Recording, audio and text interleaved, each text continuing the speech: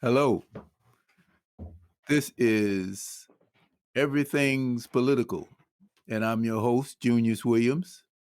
We're here at a very auspicious occasion this time. This would be, I guess you call a pop up podcast because we usually come on the end of the month, the last Wednesday of each month. But things are so vibrant, things are changing so much that we have to come on now. Now, as we do on Everything's Political, we try to look at the underside of politics, the things that are less discussed, not often discussed, certainly not as much analyzed, because if you look at it, we could wear this thing to death. Everything is political, but we don't have to do that today because we got folks trying to take over America. So obviously we have to talk about that. But the intention was to talk about what will the new president do? We're timing this to come out on the 18th. Those of you who are listening to us on the 18th of January will get a few minutes to think about that because the president is going to give his inaugural address on the 20th. So we're going to see what he has to say. But I have two very important people with me to give you our idea of what you can expect, the questions you can ask, and where you think you might want to go with President Biden and his worthy Vice President Harris. So, the first person I want to introduce is Dr. Chris, who is a public health physician and health equity champion. She is a fellow at the American College of Preventative Medicine. The other guest is Dr. Eddie Glaude, who is the James S. McDonald Distinguished University Professor and Chair of the Department of African American Studies at Princeton University, and the author of many books. Most recently, one that I enjoy is called Begin Again, and it's an examination of the life of the writer and public thinker James Baldwin. So, welcome, folks. It's my pleasure. Good to be here. We're going to just have a conversation, just going to have a nice conversation the way home folks do. So let's start off with something that I got from Reverend William Barber and the Reverend Liz Theo Harris, co-chairs of the Poor People's Campaign. And this is something they said, which I thought was apropos for this moment, talking about the attempted takeover of Congress. This did not just happen. For years, extremist politicians who call themselves Republicans have sown the winds of division and lies. Now the country is reaping the whirlwind of chaos. We call on our lawmakers and justice system to hold President Trump, the senators, the congresspersons, and all elected and appointed officials who had a role in these heinous attacks accountable for their actions, swiftly and to the full extent of the law. Do you think President Biden is going to do that? I'm not sure. I pray that he does. But, we've already heard language of turning the page, of the demand for unity and reconciliation and the like. And if our history is any indication, we tend to, in these moments, only go so far.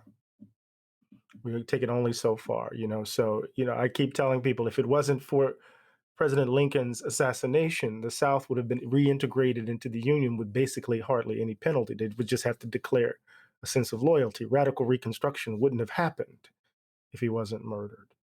There's a sense in which you think about the violence of the mid-20th century, all of those bodies that are at the bottom of the Mississippi River, for example, and who's been held to account, and has the region been held to account? So our history suggests, and it has something to do, I think, with the fact that, I keep saying to friends of mine that people are ambivalent because these are their uncles and aunts and brothers and sisters and nephews and neighbors and fathers and mothers, that there's an intimacy here, even though there may be a disagreement. There's an intimacy here that complicates matters. So I'm not sure what President Biden will do because he knows he has the challenge of trying to unify the country. So I can't say for sure. Yeah, I find myself in a similar position because I don't know if it's going to come from a political actor, the rejection of the myth of America. There's a great mythology that surrounds this nation, and oftentimes that is referenced or framed as the idolism of America. But what we need is a total disruption of that myth because otherwise we're stuck on that pendulum, right? So we've been on a pendulum in this nation's history of progress and regression. We've never gotten to transformation. And in order for us to get to transformation, we have to confront, right? I hear a lot of talking about unity or even talking about healing, and healing can't come without truth and reconciliation. And it goes to what the professor was saying, that truth is bitter and inconvenient because of the intimacy that folks have with the perpetrators of desecrating the hallowed ground that we stand on. That ground is hallowed because of the bloodshed, right? And so I'm vigilant. I'm forever hopeful because that's just my nature. But the pressure has to remain on the incoming administration to do more than turn the page. This is not who we are. How many times have we heard that? This is not who we are. But in fact, this is who we are for reasons that you both stated. How about the Congress? Do you think they're going to do something? I'm not sure again. I think in so many ways we've witnessed the kind of splintering of the two-party system. People talk about it being three parties now with what's happened in the Republican Party.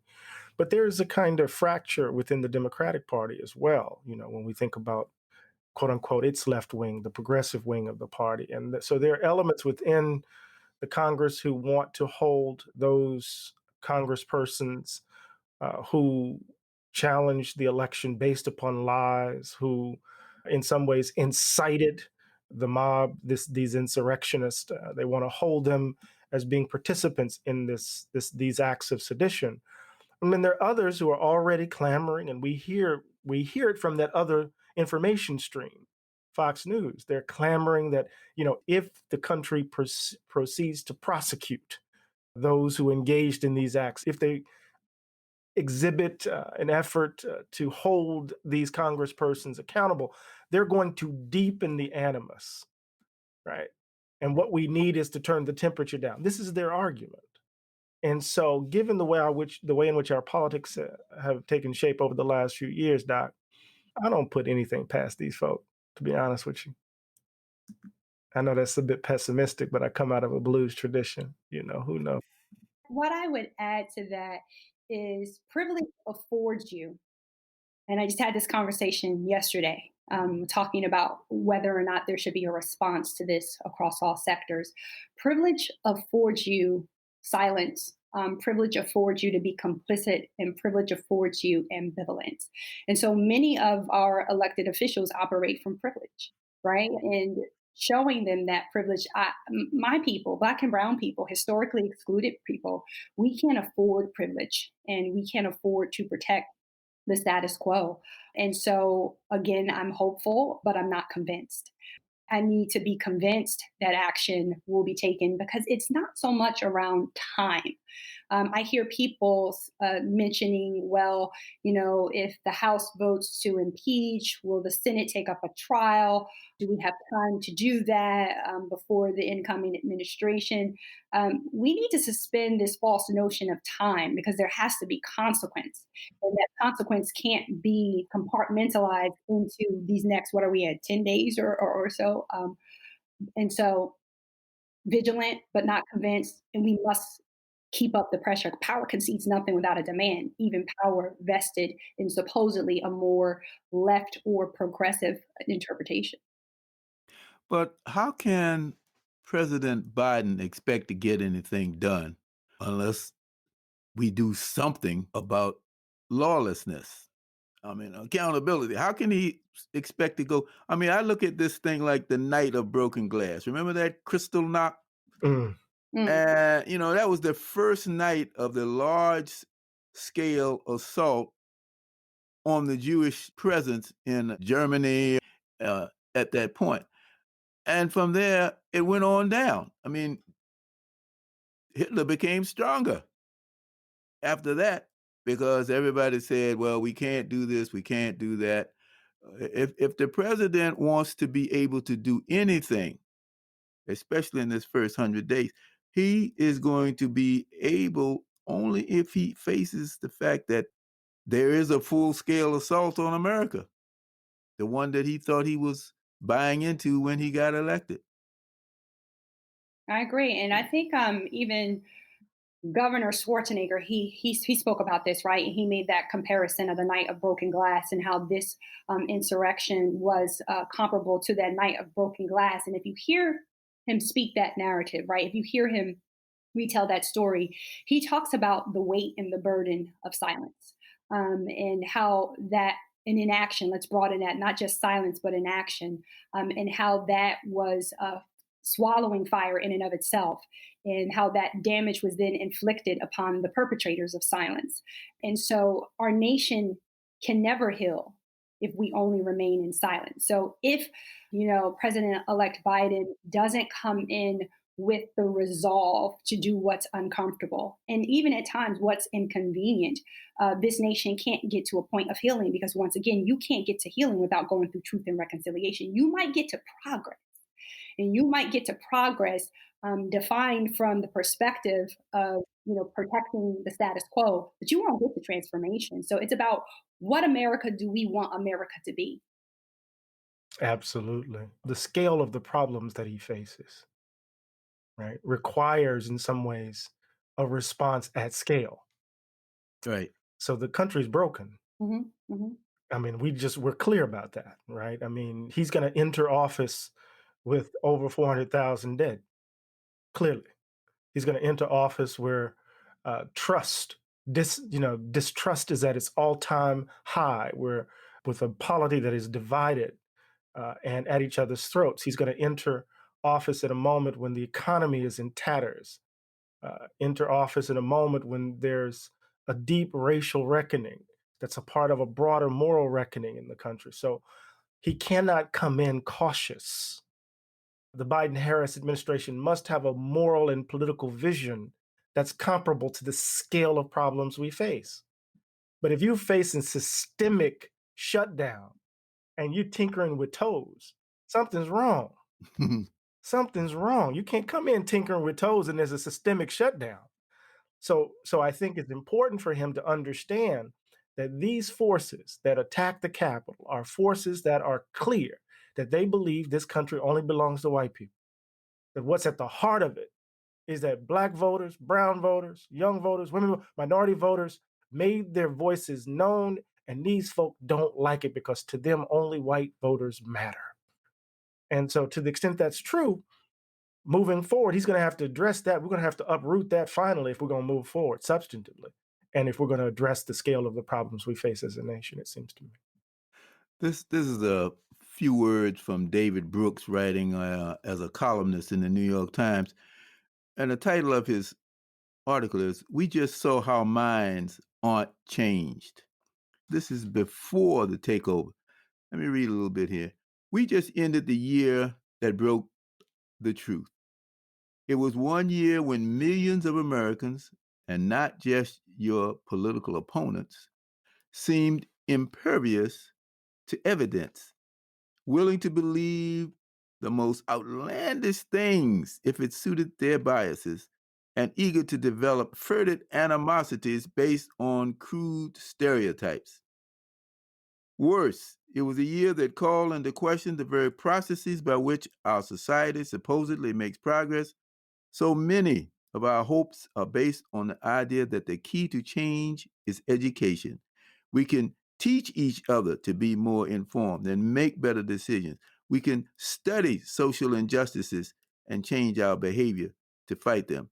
But 2020 was the year that showed that our models for how we change minds or change behavior are deeply flawed."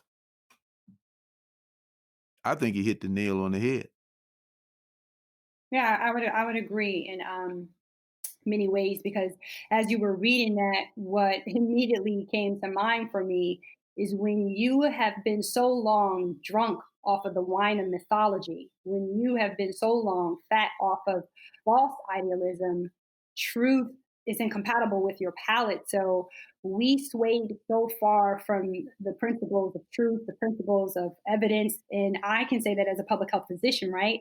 The fact that we have had a full on assault on public health science, where we have people questioning fundamental public health guidance and measures, is because for too long we have afforded people the privilege of saying, oh, this is not America, right? What you see is not what you see. Gaslighting has gone on so long in this nation. And when you feed the public via gaslighting, whether it is with a good intention or a false intention, right? When you feed the public via gaslighting, this is what you reap. You reap a level of rottenness.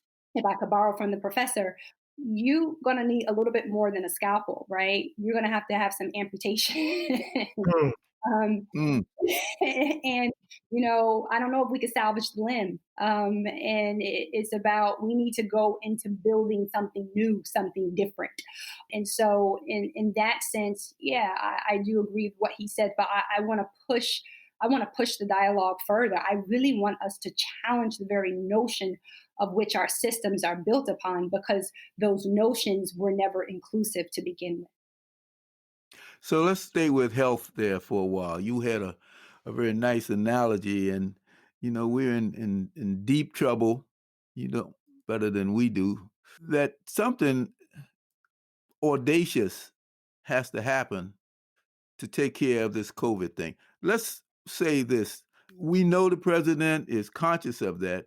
What, in your opinion, Chris, does he have to do? He cannot separate the public health pandemic that we're experiencing from endemic systemic racism, because the pandemic that we are experiencing has been accelerated because of racism.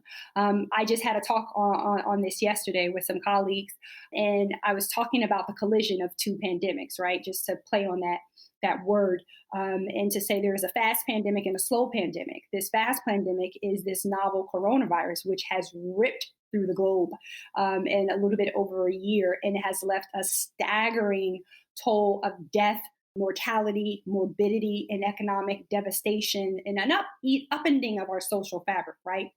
And then you have this slow, insidious pandemic, systemic racism, that we have winked at times, waved at other times. And because we've never really handled it, grappled with it, and uprooted it, racism seeks an opportunity by which to achieve what the system was designed to achieve.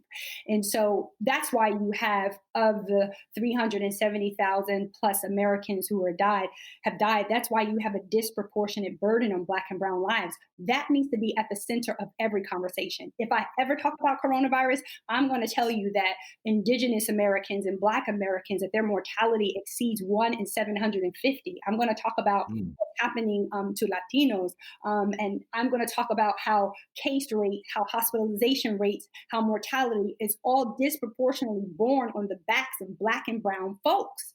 So if we're going to talk about solutioning around the coronavirus pandemic, and a lot of that right now is focusing on the vaccine, right? We have to talk about first, how do we solve issues of equity, or how are we getting those who have borne disproportionate burdens access to solutions? So he can't divorce the two. Equity has racial equity, health justice, economic equity. It all has to be interwoven in his design to beat back the pandemic. Right. So the last thing I'll say before passing the baton, we're going far too slow through the distribution of vaccines. The allocation schema of what this is the priority population. We've exhausted 1A. We're dipping into 1B, starting to talk about some essential workers. Today, the current administration said that this next group is going to be 65 and older instead of 75 and older. Look, people are various points along the decision journey. Get the vaccine to those who are ready to be vaccinated. And that's more of an equity argument, right? Because I do this every day, having conversations, whether I'm having conversations in small group settings with workers, or whether I'm having conversation across a webinar. And that's what I would say first and foremost to the incoming president and his entire administration. You can't solve coronavirus without solving how coronavirus has decimated Black and brown communities.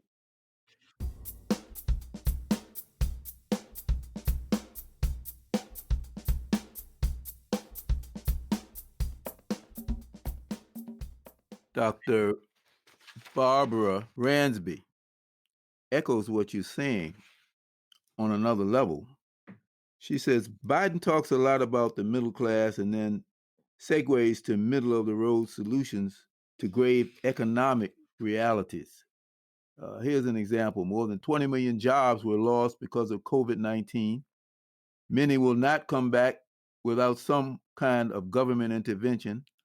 The government's disinvestment in services and infrastructure has affected all low-income, under-resourced communities, but communities of color have taken a disproportionate hit.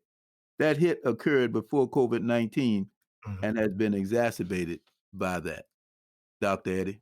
Absolutely. COVID-19 is like, shooting blue dye in the body. You see all the sicknesses are just revealed. It metastasized, right, in the fissures of the society, right? So the people who've disproportionately borne the brunt of the virus are not just simply Black and brown people, but poor Black and brown people, Mm-hmm. right? Those who are most subject to the failings of our society. Because what have we done over the last 40 years? We have shredded the social safety net.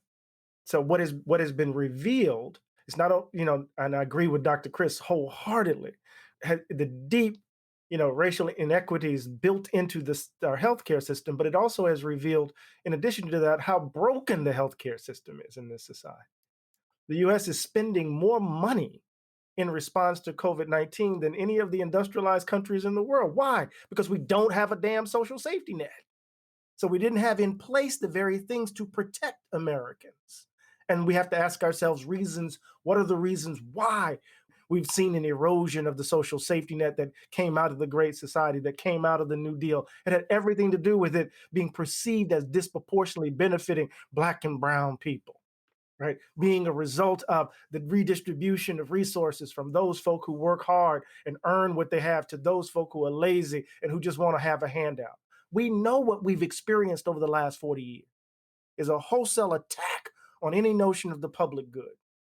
And it has evidenced itself in a complete evisceration of public institutions designed to ensure the well-being of our fellows. That's clear. And Black folk and brown folk and poor folk have borne the brunt of it. Mm-hmm. So I hold the position that we need healthcare, guaranteed quality healthcare for everybody, period. And whether you're going to get that with Obamacare tinkering around the edges, I'm not sure. But what I do know, this is where Joe Biden as a candidate got it wrong. Nobody was saying that Medicare for all would solve the coronavirus. No one was making that argument. People were saying that it would provide a kind of social safety net, which would give us a different point of attack in relation to coronavirus. We would be in a better position, right? It wasn't about resolving it or solving the pandemic. That wasn't the argument. So part of what we need as he goes into, they start their first 100 days, obviously we need a coordinated strategy. We need a national strategy to address this. That strategy has to do not only with testing, it has to do with getting needles in arms, vaccine in arms, particularly with regards to the most vulnerable folk. But we also have this moral dimension of the virus that I want to mention, because I don't want to get into Dr. Chris's area. That's her stuff, right? But we're going to have an epidemic of grief. So you talk about the epidemic of the pandemic of corona and pandemic of racism. We got to deal with the grief. Folk ain't going home right. People can't say goodbye properly. Folk can't have the wake to celebrate the life. So our rituals of grief have been broken. Close partner of mine, his wife's mother passed right in East Orange. Haitian family. She's the oldest daughter, which if you're in the Haitian family, you know what that means. Oldest daughter had to make the decision that she couldn't come to her mother's funeral because she didn't want to jeopardize her children. Mm. So she had to say goodbye to her via a phone with the mask on her face. Can't grieve right. So not only are you going to have loss is going to be tinged with regret. And so you're going to have folk carrying that forward. So there's going to be a level of brokenness that attends our efforts, right? Because if you're not able to say goodbye to your mama right, Mm-hmm. or your daddy right, I have this conversation so frequently with my family and with others. I was just speaking with someone probably in the past 3 weeks about how we need a national mourning. We need to grieve for the souls of folk, and the souls of folk who remain are part of those souls, right? So imagine I'm working in one hospital and 4 miles away, my father is dying. And the fact that, he had to die, and first of all, he was dying right at the peak of the pandemic in New York and New Jersey. And so there was even little that we knew then, in comparison to what we know now. We don't know it all, but it was so little that we knew then. And the fact that we couldn't celebrate my father's life the way that we had always imagined. My father came up from the Jim Crow South. He endured. That Black man deserved a proper celebration, right? My father's worked at Bell Labs, but he started there cutting grass. My father went to college. My father was cutting grass at Bell Labs, but he was always an intelligent, smart Black man who had to go through opportunity what it would be afforded him. And he always said, if I could do it, I would have gone to college immediately. His younger brother, there's some ages in the family. His younger brother went to MIT, and he's like, I would have went to college, but I didn't have that opportunity. But I knew to go north. I knew I had family in the Brooklyn area. I knew I could be an apprentice with the printing press. But then, one thing led to another, and my father was so instructive of for my life, because here was a Black man who achieved an opportunity that he should not have had access to, and then fought. My father was at Bell Labs fighting for other Black scientists to be employed and to be given the opportunity to ascend that research throne and ladder, right? So here, this man, this heroic Black man, had to die almost in anonymity because this country doesn't recognize the depth of the loss.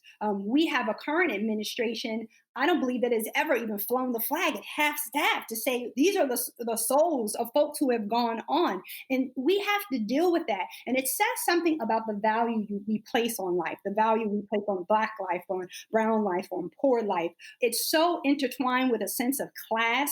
It's so intertwined with a sense of racism. And this is why I say the pandemic is a course, is instructive, right? Because you got to talk about everything, talk about coronavirus, as the professor was just saying. And Dr. Cameron Jones, I think she says it best. She talks about the social determinants of equity. And those social determinants of equity are those forces, right? Those political forces, are those social forces, those racial forces, those economic forces that impact the distribution of resources. And where resources are distributed is often attached to value. Value is derived from resources, right? Whether that resource is land, whether that resource is access to education, whether that resource is access to a job with a livable wage, value is attached to that. Right. Value. We have to challenge our value system because right now we're able to forget the weight and the burden of those who have died and those who remain. I remember last night, just that recently, we were on the phone in a prayer visual for Congresswoman Bonnie Watson Coleman. That's right. Who, because she was in that room at Congress with all those unmasked Republicans, she has come down with COVID. Eddie, you were talking about grieving. I mean, that was real grieving. That was Black grieving on the phone. They set it up for 100 people, and the people just couldn't even get in. And when those preachers started praying, man, I'm telling you, something was moving in the room. It makes me realize more and more that.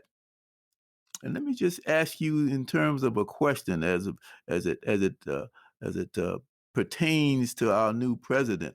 Are we not the soul and the conscience of America? And does he realize that? He better. He know he didn't make it to the White House without us. No.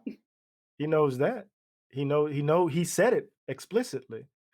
When you see the images of of all that mostly white mob sacking the Capitol, and you see images of black men and women cleaning up after them. Or you see the image of the police, the black police officer sitting there, standing in front of that mob, just him alone, spies the Senate doors slightly open and unprotected. And him alone decides, I got to make a decision, and guides the mob in a different direction. Those are material representations of what our tradition stands for. We reveal the lie that's at the heart of the American project. That's why they're always attacking our bodies all the time, you know, that because when we show up, we reveal the contradiction that's at the heart of the country, right? But at the same time, there's a reason why the Blue Note is so important to us, to our cultural sound, right? We know what we've been through. We know who these people are and what this place is.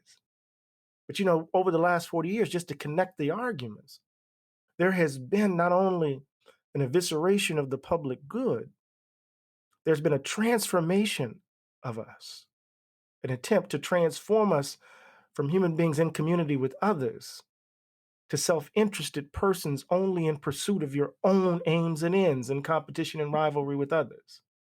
You see it in a Christian gospel. Let's call it prosperity gospel.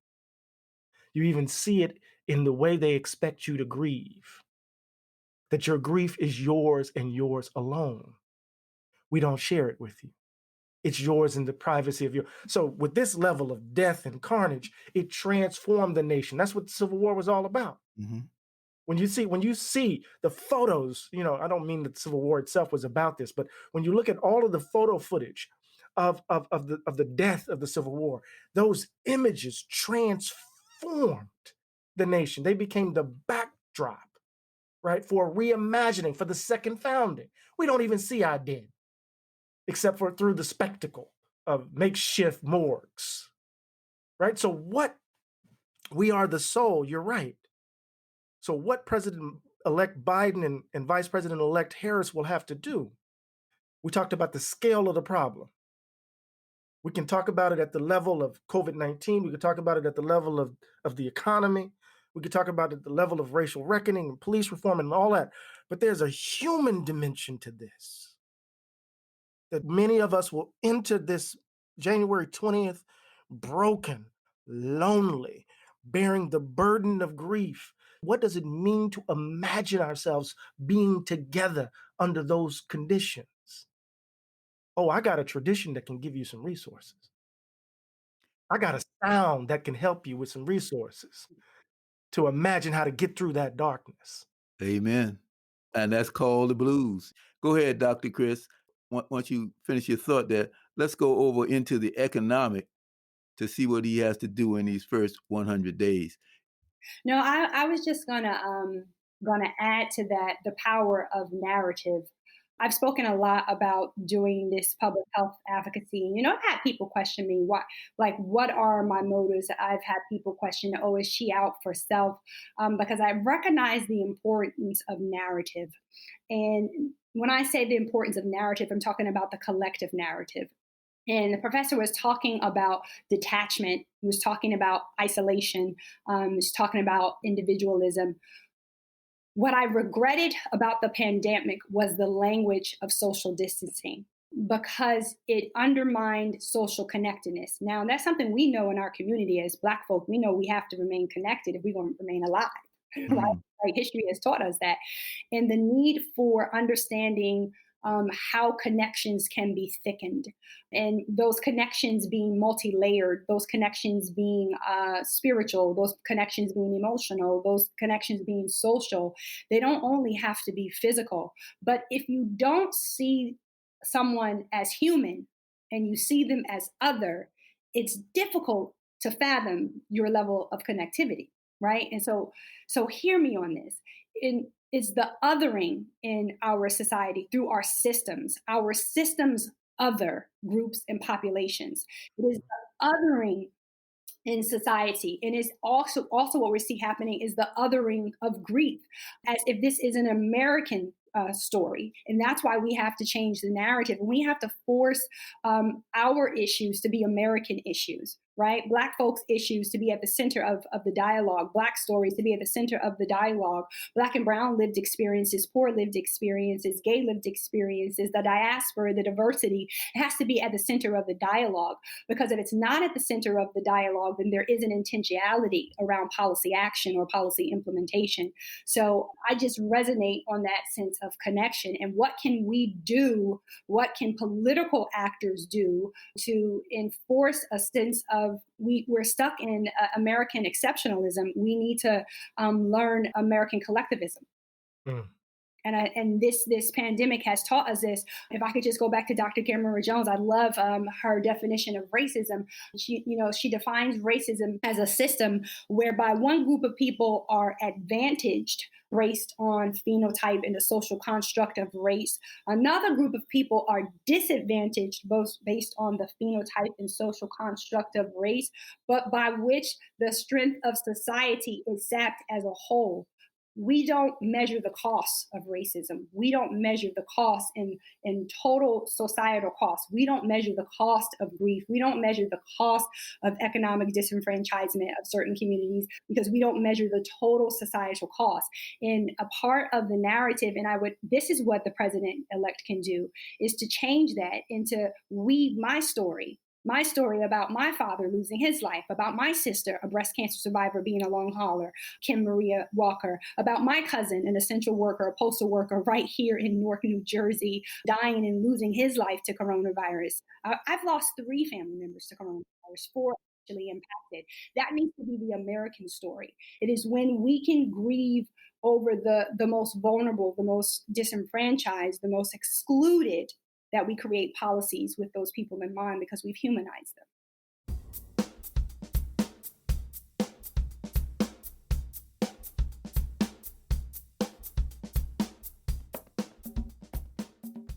I wish we could just go on and on and on and on.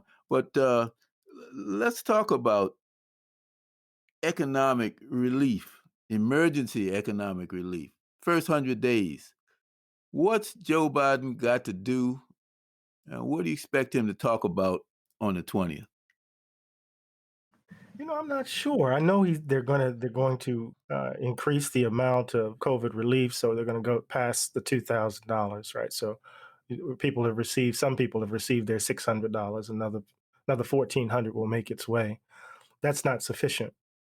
He needs we want to just say this up front, that the kind of economic pain that this country is experiencing right now, the fact that you have folk in food lines, the food banks are overtaxed and the like, is all a result of a choice.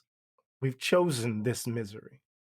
Because when you look at Europe and what Europe has done, you don't see this kind of dislocation. You don't see this kind of social misery. So we're choosing this. We're choosing not to support workers. We're choosing not to keep them employed. We're choosing not to ensure that folks have the means to keep a roof over their heads and put food on the table. So I want to make clear that that's a policy decision. And it's not just something that's just happening. It's a policy decision that is resulting in these outcomes. So I think the first thing he's going to do is try to give everyday ordinary folk $2,000. And we know that's not sufficient. He's going to try to expand PPP. He's going to try to expand some of the act on some of the provisions that were in the $1 trillion plus dollar package that the House sent over to the Senate. But I think he also has to, I think he should just embrace the 14-point plan of the Poor People's Campaign with Reverend Barber and Reverend Theo Harris, right? I think that plan is a plan for the most vulnerable, ranging from, raising the minimum wage to $15, to enacting a federal jobs program, to guarantee quality education. We know there's an agenda out there, but we'll see whether or not he has the courage to actually respond to the scale of the problems. That's the question. He knows he has the answers available to him, Brother Junior. Mm-hmm. The question is, does he have the courage or the will? Because let's be very clear. COVID aside, the problems we face as a country, they're not just the result of the Republican Party now. I'm a public health physician, so I frequently talk about the majority of what impacts your health and your well being are things that are outside of the purely clinical realm. And they're definitely things outside of a hospital setting. If we use the pandemic as a lens, people experience disproportionate outcomes because of the pandemic, because of their risk of exposure and their risk of vulnerability. And risk of exposure and risk of vulnerability is definitely tied to those things like where you work, what type of job you work, where you live, what type of housing do you live in, what are the environmental conditions that you live in. Look, we talked a lot about pre-existing conditions. I'll go back to my father. My father was also a man who lived through HIV/AIDS, right? And so oftentimes I've been on panels with people where we scapegoat those who have died as this battle of survival of the fittest. And somehow they were just weaker because they had all of these pre existing conditions, right? All of these things that were weighing them down. But hypertension is a political diagnosis. Oh, you better talk. I remember the first time I ever read that, like hypertension is a political diagnosis. And I was like, what are you talking about? Hypertension is a political diagnosis because people don't just wake up with hypertension. Hypertension has so many factors. It's a factor of nutrition. And we could talk about food swamps versus food deserts. Food deserts, a lack of access to healthy and nutritious foods. Swamps are overproliferation of fast food and other things. We could talk about the air that people breathe. We could talk about physical activity. Do you live in a safe environment? We could talk about racism and the toxic stress that is associated with racism and other isms. Hypertension is a political diagnosis. So the fact that people had so many pre-existing conditions, those pre-existing conditions were rooted in those social determinants of health, which forces like politics and economic forces have the power to influence. So, this is why I say that whenever the incoming administration, whenever President elect Biden and Vice President elect Harris, whenever they talk about solving, they must solve for racial equity and they must solve for racial justice. And I use that specifically as a lens because it is going to allow us to touch on all those different determinants, those structural determinants that I spoke about. You start solving for that stuff, you don't see Black and brown people dying from coronavirus at the rate that they did. Mm. Okay. My cousin, who was a postal worker, think about it, that essential worker, it was in a role that he had to keep going to work. Bless my cousin Frankie Boswell, Thomas Frankie Boswell. My sister, who was a breast cancer survivor, worked in a large retail chain store. So she was working on the front line because she's economically vulnerable and had to keep going to work, though she had just recovered from breast cancer, right? At times when we didn't have significant PPE. So it goes back to what the professor was saying. If you think about why people end up or land in the jobs or have access to the jobs that they have access to, you can begin to understand why you see the devastation of coronavirus. So you got to solve way upstream. And whether or not you have the will to solve upstream is going to say something about not just the soul of this nation, but the morality of the nation and the moral courage of those leading it. And that's why we call this program Everything's Political. You just proved my point, sister. One more time. I want to just close with this one more little observation. We talk about an epidemic of grief. Well, that goes beyond grieving for who you've lost. But once this moratorium on evictions is over, once people realize that that job is not coming back. So, what is going to be the response from the community when we see some of these tepid kind of responses coming out from the administration, from Congress, from the president? What's our role going to be? It's going to be interesting, and I'm going to come at your question by way of what happened in Georgia, right? So, look, I'm excited about Warnock, and I'm excited about Ossoff and the way in which they've helped us flip the Senate. We finally got. I want to see the back of Mitch McConnell's head at some point, right? But politicians inevitably disappoint. Let's just be clear. What's more interesting to me is how they got elected. thinking about not just simply Stacey Abrams and Fair Fight, but I'm thinking about Project South. I'm thinking about Black Voters Matter. I'm thinking about the People's Alliance, the New Vote of Georgia, NSA Foot. I mean, I can just Helen Butler, a whole bunch of folk just doing grassroots work. And what we saw was the kind of the demographic shifts that we knew were happening in Georgia made themselves known and organizing. You know, those Black rural voters. We found out that rural America ain't just white, turning out in massive numbers. So, what will be our response to tepid policy initiatives by the Biden administration? I hope will be a massive mobilization that is a result of organizing across the country, that we don't get caught up in the fact that we've elected Biden and Harris. We don't want to trade one fantasy for another. Been there, done that. Went through that for 2008 to 2006. Been there, done that. So we don't want to get caught up in that. But I do want us to say this. We're going to face a challenge. Okay, now here, I'm going to be a little controversial on your show. When they're tepid and they deploy Vice President Kamala Harris to quiet us, the question is, what you going to do? How you going to respond? Right? That's the challenge, you see.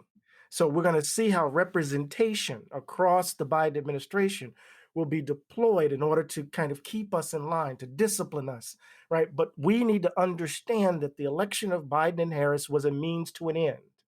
The end is a more just America. If they get in the way of that, we got to bring critique to bear. Organizing. Our response must be the result of organizations across the country, people who are fighting for a fair wage, livable wage, people who are fighting for guaranteed health care for every American, people who are fighting for substantive public education, folk who are doing that work on the ground, continue to mobilize and organize so that when the Biden administration engages in this oatmeal man politics that's typical of the Democratic Party, we're ready and able to respond in an organized way, not just simply by how shall we say, by expressing rage. See, let me say this really quickly.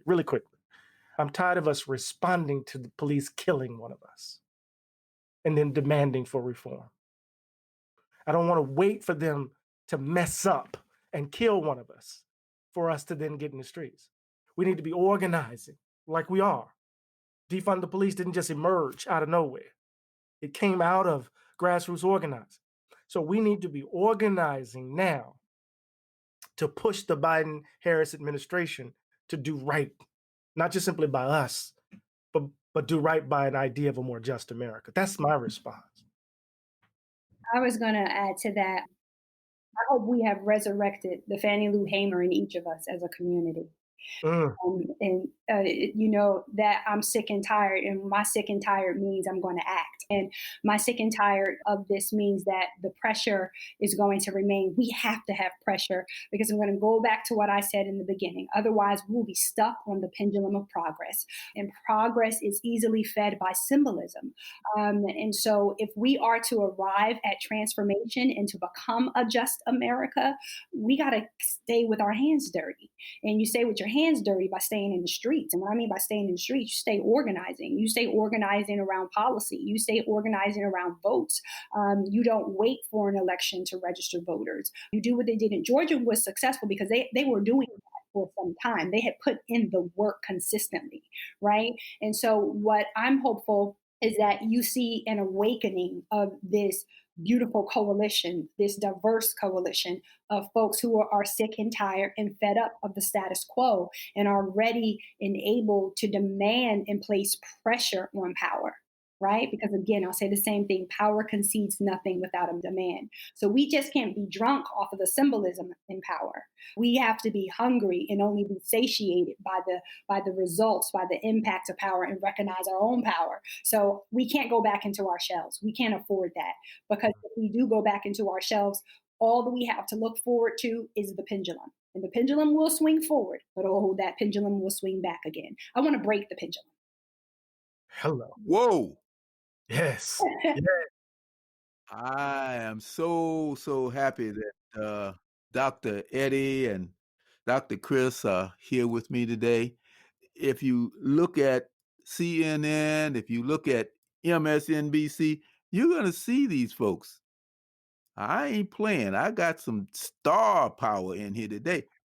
but the kind of star power that tells us scientifically and specifically with love, with all the heartfelt emotion that needs to go into this, why we need to do what we do best. When we are organized, that's when America is at its best. So let's move forward. Thank you again. And just remember that everything is political. Next time, we're going to switch gears on you. And I'm going to be coming at you from another direction. We're going to talk about music. We're going to talk about the appropriation of culture, how folks like what we do, but don't necessarily like who we are. I thought we were going to be able to segue right into the Grammys, but they postponed the Grammys, so we may give you a little feed. We may give you a Black Music 101 to get you ready for the Grammys.